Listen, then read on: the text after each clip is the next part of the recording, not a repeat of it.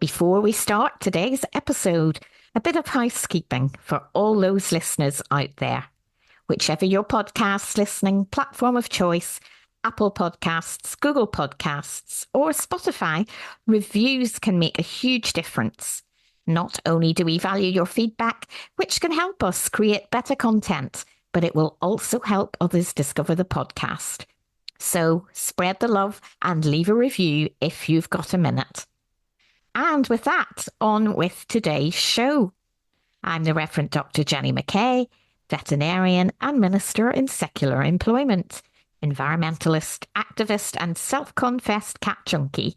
But believe it or not, I have never seen children make bubblegum flavoured ice cream and strawberry pie out of plasticine for the Lord's tea.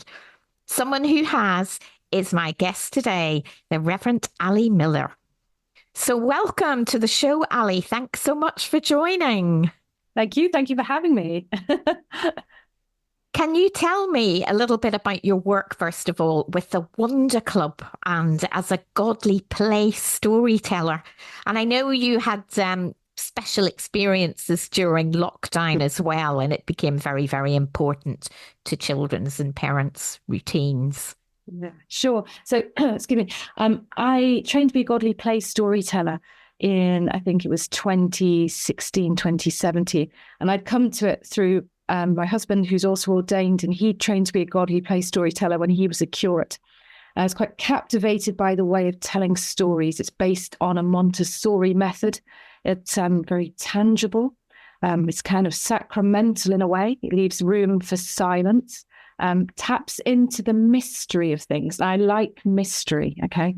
And also sort of draws out of children that innate spirituality. So I felt there was something really special about these stories. So that's why I wanted to learn to be a storyteller. And I went away to, on this occasion, Ampleforth Abbey on a cold, windy autumn and dark, spooky nights, and learned how to tell stories, which was great.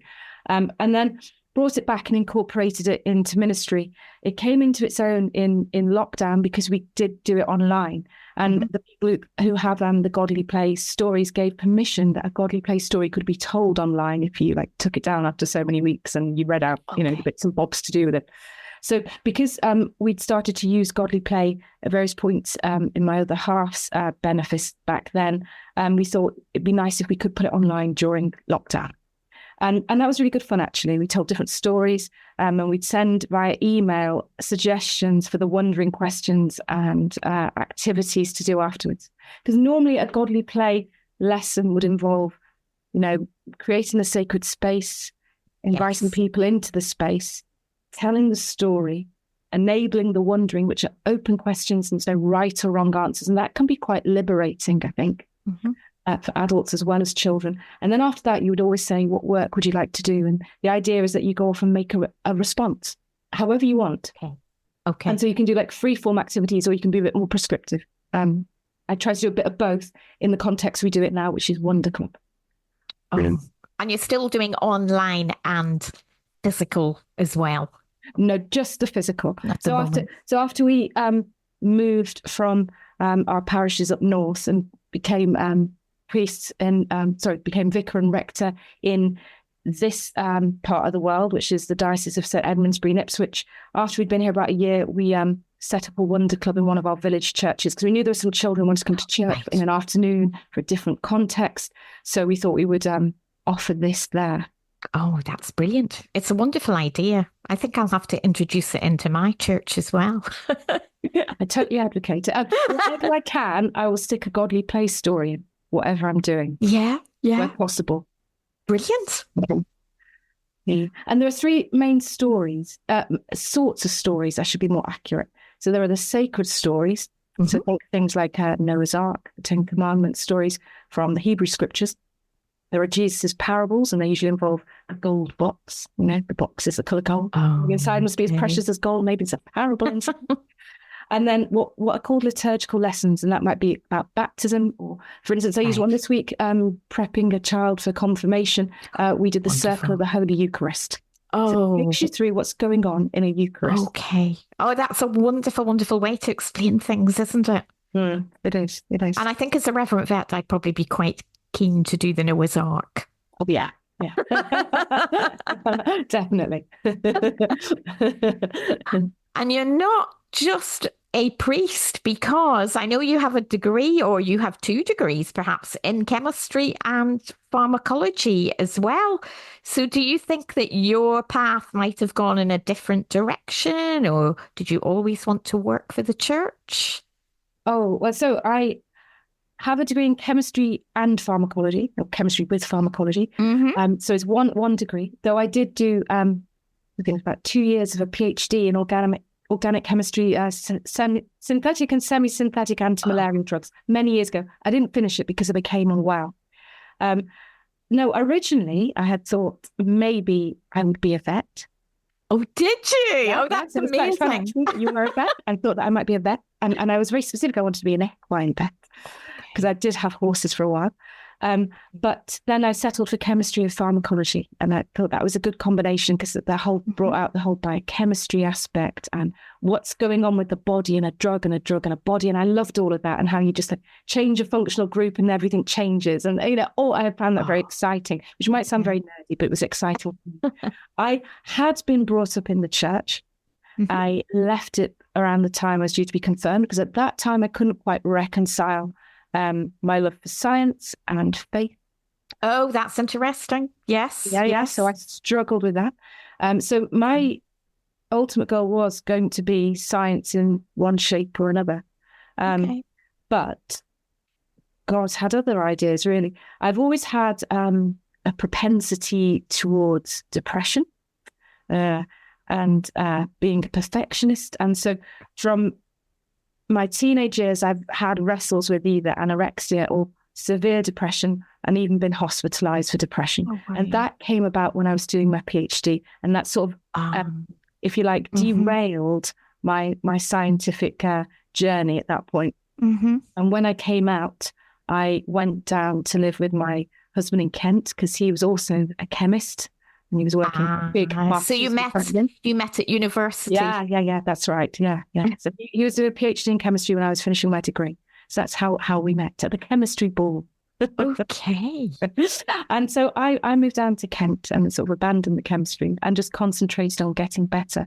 And it was around that time my next door neighbour suggested I go to the local church. Okay. And how he put it, just to the 8 o'clock service, because it's quiet and no one gets in your face. That's a good selling point. It's a good selling point. I thought, okay, maybe I'll give it a go. And I did. And I went a few times. And the then vicar, Nigel, was great. And we spoke a little bit about why I was where I was at. And he said, why didn't you try and come to a Bible study? Because it might, you might like to exercise your brain a bit. And, you could tell I like to take things apart and question things. And I did. And then there, people finally convinced me to go to a 10 o'clock service, saying, we even have hymns. Oh, and some more people. And more people. And eventually myself and my other half went. And it was out of that we both were confirmed. Oh. And then we both started to hear a call, different tugs in different ways. And eventually he went first, and we moved up to Durham so he could come to be a priest. Whilst he was training, I did a certificate in theology and ministry, and started to attend the cathedral. Felt a real passion for sacraments and reverence in mystery and in worship and all of that, all of those kind of multisensory worship, all of that kind of stuff. And I felt a real pull that God was calling me to something beyond what I thought. And then I investigated it and I went to train. So that's how it came about. Right. But if you'd said that to me when I was 14 or 15, I'd have laughed you out of the room. Right. Like, no, right. Yeah, that's amazing. That's amazing to hear, because, I'm not going to go through my story, but I was definitely scientific and didn't believe anything about religion. Been brought up in a churchy environment, but it shifted. And then, it's amazing. The call can come in such a powerful and unexpected way, can't it? Yeah, definitely. And the science, now I think, they go together. You can hold them together. And I think that whole thing when we read the Bible, we think, oh, it's not science and it's not history. Well, it isn't meant to be. It's meant to be theology. No. It's meant to be telling us something about God. And one of the things, like really nerdy things I used to like about chemistry is when you did stuff like disconnection theory, you'd have a molecule of something, and you work out how you could pull it apart, and then you work out how you then resynthesize it. And I sometimes think with systematic theology, it's sort of like, if you pull that bit apart, will the rest of it still hold together? Can you put it back together? So I quite like playing with doctrine in the way you'd play with chemicals and chemistry. Yeah. I think. I mean, there are scientists that obviously do not have any faith, but personally, I would find it more difficult to say I don't have faith when I know about the complexity of some of those scientific mysteries, really. Yeah. You probably feel that way too. Yeah, definitely. I think it enhances my understanding, it enhances my faith, it deepens it. Actually, when you look at the intricacies of so many things across the scientific world, and look at maths, look at everything. And just wow. How could it be random? Just great. Love it. So wonderful, of course, that you are a woman priest, and March 2024 marked the 30th anniversary of women being ordained as priests in the Church of England. And I know that you are a diocesan advisor for women's ministry. So could you tell me a little bit about that, and what's your view on how the church has modernized and become a bit more inclusive in the last 3 decades? Because you were ordained, you were ordained in 2015, weren't you? So you've seen, about 9 years of change. Yeah. And just before I was ordained, that's when women could be ordained to the episcopate. 2014. So they've had 10 years of women in the episcopate. So that change happened. That was quite exciting. So as a diocesan advisor for women in ministry, I do that on top of being a vicar. So I just give what time to it I can. That was my brief. Do what you can when you can. Most of it is possibly, I'd say, one-to-one support. Right. So women know how to get hold of me. I send a letter to all the women clergy, maybe about 3 times a year. I always say I'm available for a chat, confidential, etc. So people know they have got someone to go to outside of the usual structures. I can signpost people to things. I can find things out for them. So there's that kind of work. But then there's also a watching brief, noticing what's going on, either in the diocese or nationally. And, I tap into the National Association for Diocesan Advisors for Women in Ministry, which is such a mouthful, NADOL. And again, we pick things up from each other about what might be happening on the ground, maybe stuff then that can feed that back to, the bishops in our diocese, or Bishop now, because we've lost Bishop Mike. But, we can have those conversations. Keep your eye out for this. Notice where women are getting trolled online if they're a female priest. Look at these things. How do we encourage women's voices, even though we have women now who can be deacons, priests, and bishops? Are women's voices still being heard where they need to be heard, and in all places? So it's that watching brief and seeing where you can make a difference, and signposting people. Yeah. And also the other thing, which is kind of fun, try to arrange events. Finally managed to get one off the ground last summer, and we had the Women's Voices event about women preaching and women preaching the women in the Bible. So we had Kate Bruce and Liz Shercliffe come to do that, and that's absolutely and Liz, of course, is in my diocese, in Chester Diocese. Fantastic, as she was. Absolutely great. So, and I know that really enlivened the women who came to that day-long event. So we're going to get them back next year. Oh, that's good. I went to a couple of Women's Voices, not the one you were at this year, but hopefully I will see you at one in the future. Yeah, you're right. It's a great event because we still have different challenges to the men. That's right, and it's not all sewn up neatly yet, is it? And I don't think it will be for some time. I think I have this great tension within myself of that the 5 guiding principles are sort of like inequality enshrined in law versus, isn't it good that there's room for all of us within the church? And I live with that tension, and I never know quite where I come down. And some days I might feel one more than the other, and it might depend what's happened in ministry, how I'm feeling one day or the other. Yes. I'd like to think at some point there'll be a point where people realise there should be no theological objection.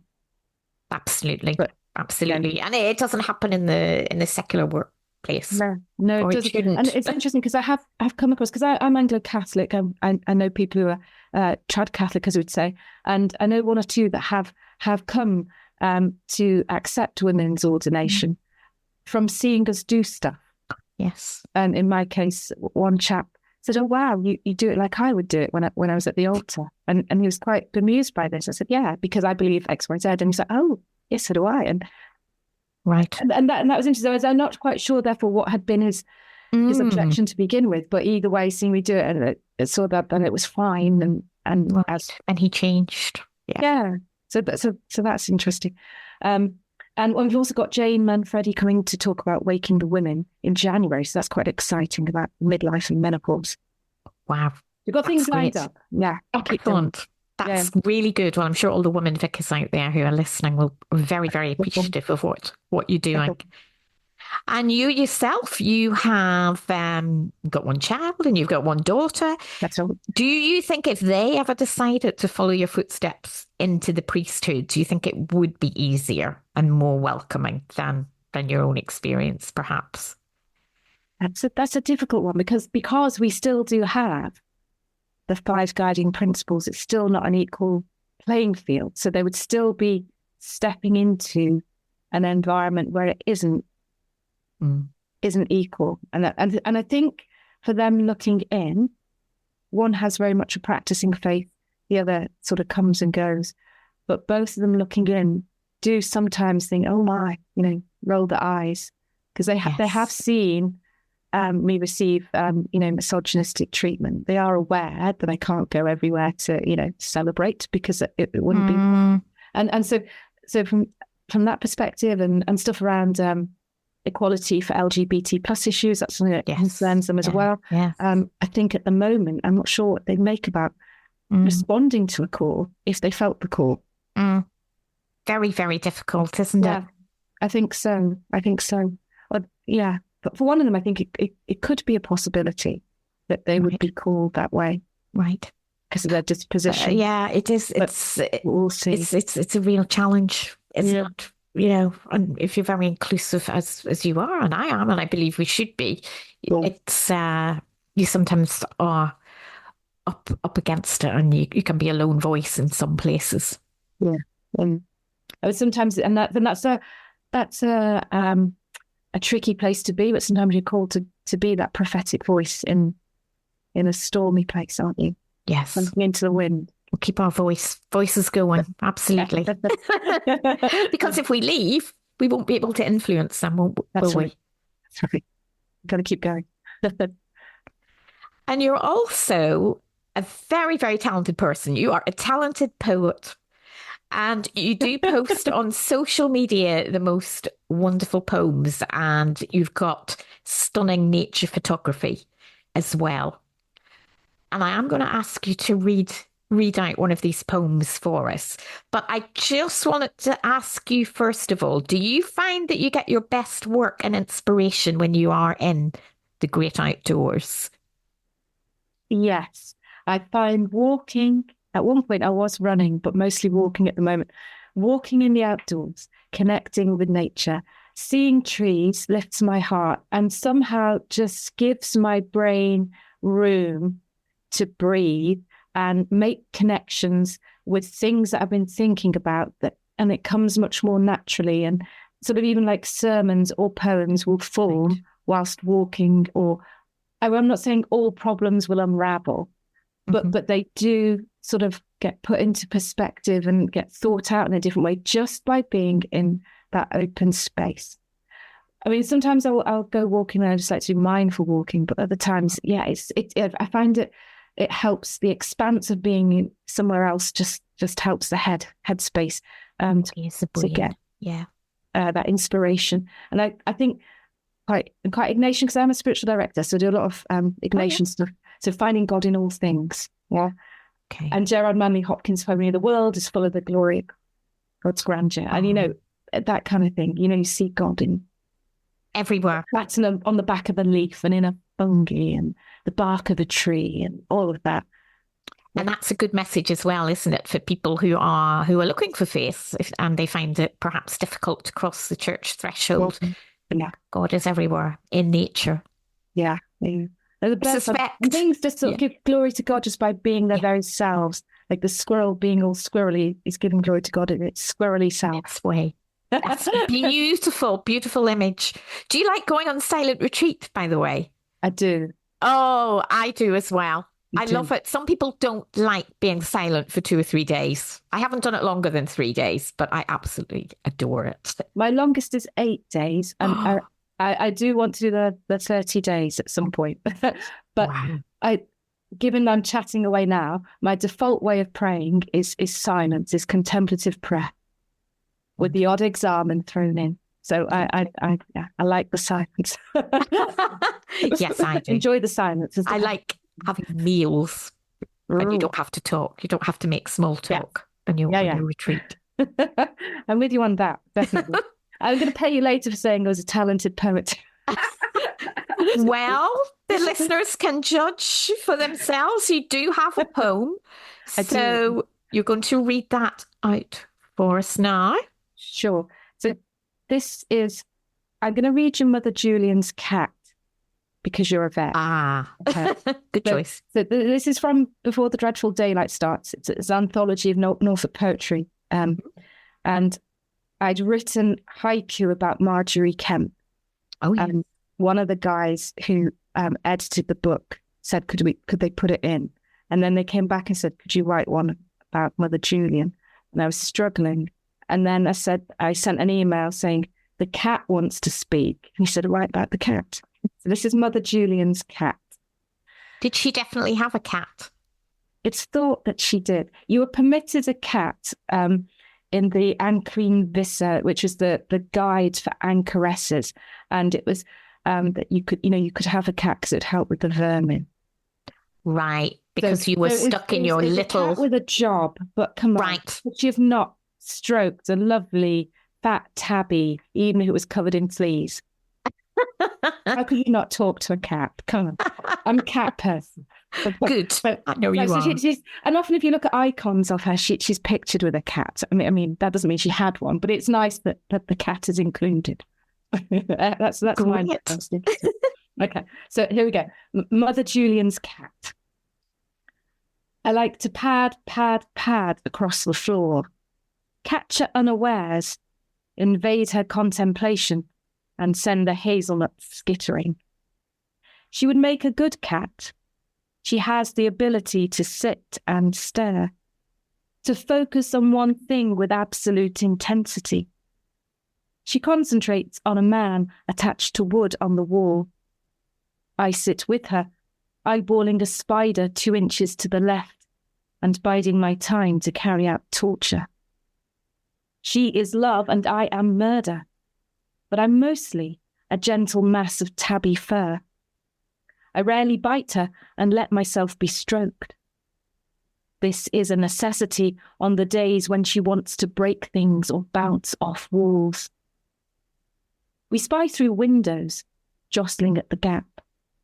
She is rapt at the happenings round a table, and I gawp at mice. Other times, I escape over the wall and do my own thing. I return, reeking of the day's doings.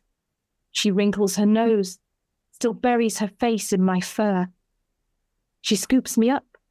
My tail dangles, and we dance a jig as I purr out my adventures.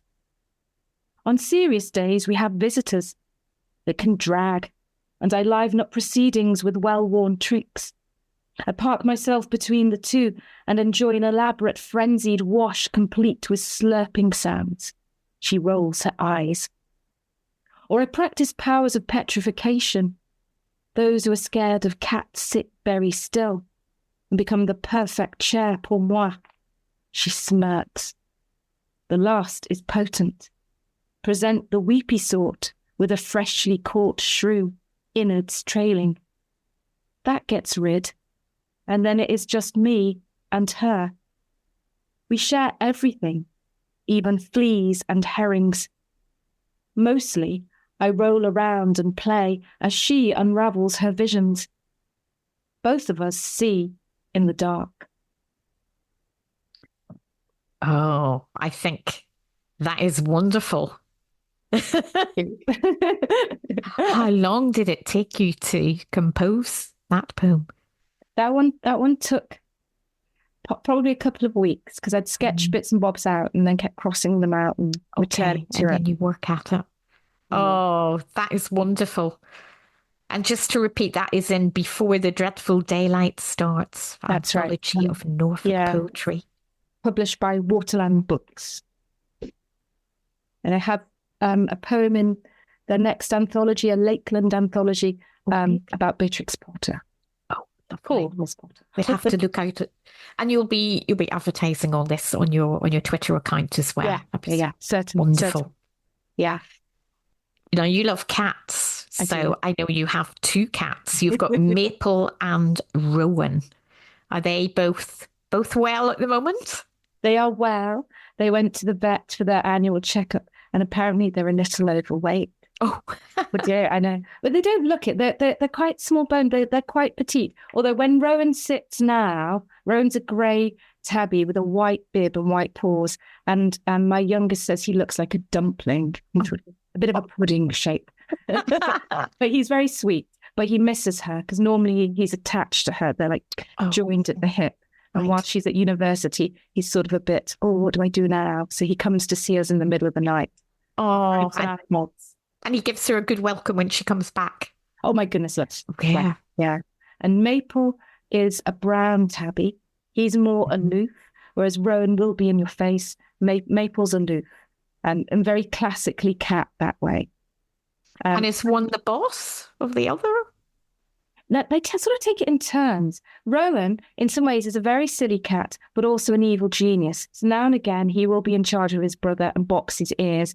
But then at other times, Maple will give him a withering look. And then so Rowan will sort of go into his place and Maple's in charge. So it's sort of a bit of both. Bit of both. Yeah. But yeah, I mean, cats, they just have wonderful personalities, don't they?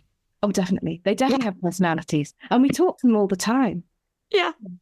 And some dog people who, have never had a cat, I think they are bemused by the relationship that people can have with cats. But they are absolutely wonderful animals.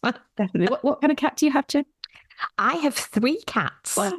I have Kit Kat, who is a chocolate Burman, who is 3 years old. Then I have a Chartreux. That's a really strange French breed, but it's a big grey cat. She's definitely overweight with big orange eyes. And then we've got the little 11-year-old Russian Blue with green eyes. And the relationship between all those cats is very interesting. Poppy's quite laid back, and Kit Kat, the young one, just chases Lulu all around the place. They need different territories within the house.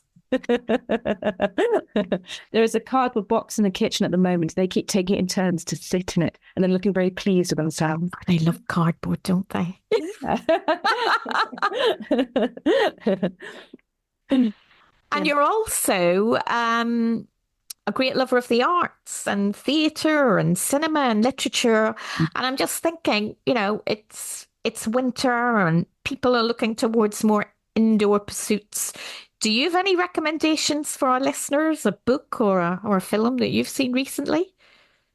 Well, I went to the cinema last week to see Heretic, which is a good one. You might need to be of a stronger disposition. Hugh Grant is completely different, although he was a baddie in Paddington 2, spoiler alert. So, but it's slightly, he's very good in this. I would say it's very good in getting you talking about faith and what you think about your faith. Some good questions arise from it. So if you want something that's going to spark conversation and you don't mind a little bit of horror, then Heretic would be good. If you don't want a bit of horror, then I'd say wait for this weekend and go and see Paddington, because I'm definitely going to go and see the new Paddington movie. Because that'll be different again. And Olivia Colman is a singing nun. Olivia Colman is a singing wonderful. Nun. Yeah. So I while I like those spooky stuff, I do also like quite light stuff as well. In terms of books, I've just read 2 books which are fantastic. Cuddy by Benjamin Myers. which is about St. Cuthbert.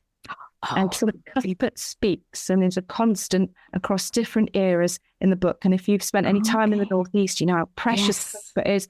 And it just evokes the Northeast, and it's absolutely wonderful.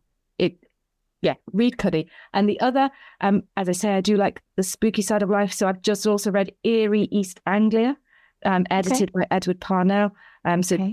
Short stories, fearful tales of field and fen, and of course, it's got some in it by M.R. James. Who else? Wonderful. It was down the road from me here. Yeah. Where I live in Great Livermere. And so, you know, when you draw the curtains and you put on the lamp, maybe light a fire, and you sit with a ghostly tale, you know, it's autumn, winter, don't you? So absolutely. If you like a bit of spooky, then go for Eerie East Anglia. Oh, that's good. So we've got some recommendations there for the spooky people and the more soft-hearted people. Well, you're a very, very busy person, as we've heard. What's next for you, Ali? Oh gosh, keeping the show on the road. We have 10 churches, so there's always something going on. I think I would like to do a bit more in developing my spiritual direction. So maybe seek out some courses where I can go a bit deeper with spirituality, the Ignatian stuff, and at some point hopefully do the 30 days spiritual exercises, because I think that would be useful for my own spiritual development as well as when I direct others. People as well. Who is God for you? Who are you for God? Where's God in your life? What's going on? All of that. So I think that's something to aim for. Wonderful. But other than that, just keep going with parish ministry. Parish ministry is great. Oh, well, it's been wonderful talking to you. I'm so pleased you came on the podcast, and we look forward to seeing more and hearing more of you on Twitter. So thank you very much, Ali. Thank you, Jenny. It's a real privilege and a delight.